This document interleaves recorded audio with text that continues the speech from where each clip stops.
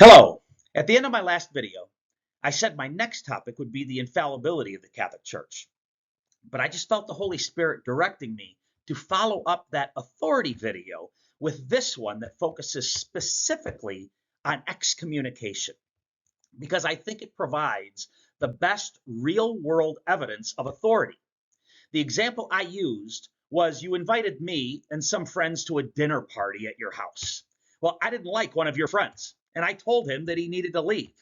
But I didn't have the authority to throw them out because it was your house and not mine. Only you have the authority to throw someone out of your own house. So applying that to the church, we know that excommunications did occur.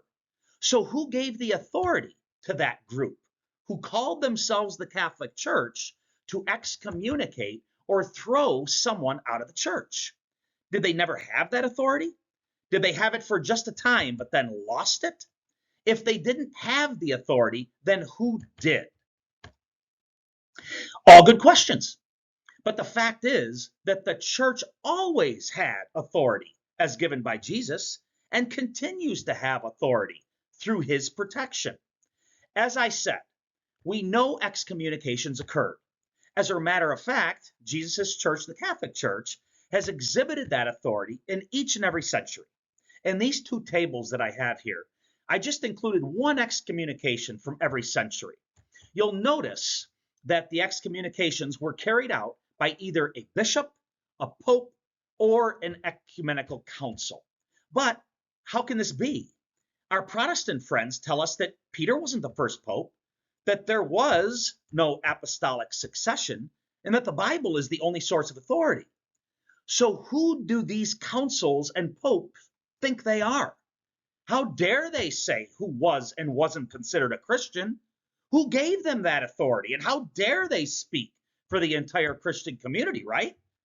The fact is, Jesus' church that he built and protected has always had authority, as channeled through his popes, bishops, and councils. How else could a pope in the 2nd century, less than 50 years after the death of the Apostle John, excommunicate someone? If not his house, then he wouldn't have had the authority to throw out someone. Then why did everyone assume that he had the authority to do so?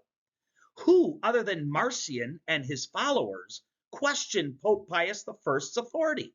No one, because everyone knew he did have authority, as given by Jesus himself. It was his house, as Jesus made it so by giving Peter the keys and his successive popes. One last point. Our Protestant friends will tell us that Peter didn't have supremacy, that there was no such thing as a pope, and no apostolic succession. So then what in the world was going on with Jesus' church from the very beginning? If no pope, then the people that called themselves that, Pope Pius in the 2nd century, Pope Felix in the 5th, Pope Theodore in the 7th, and so on, they were frauds, I guess? Duping the entire Christian world? If so, then where were the real Christians standing up to these frauds? Where were they? What real Christian would stand silent? Why can't they point to one person, yet alone a group, that they would have agreed with? Is it maybe because the Protestant belief system is the real fraud? I'm sorry if that sounds a bit mean-spirited, but what they've done to divide Christianity and the truth sickens me. If they wouldn't have submitted to, let's say, Pope Pius I, then how are Protestants any different than Marcion or any other heresy? Sadly, they're not any different. Anyway, enough of a rant. The Catholic Church has never not had authority.